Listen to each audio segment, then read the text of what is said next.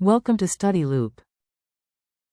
Specific enthalpy can be defined as the total energy present in the system due to temperature and pressure per units of mass. So in thermodynamic equations, specific enthalpy is used when energy for a single unit of mass needs to be calculated. So the equation of interest, we have H hat equals m dot Cp.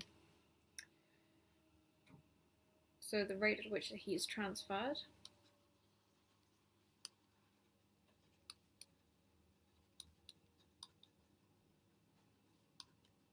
is as follows. It is 1.447 times 10 to the 6 BTU per H.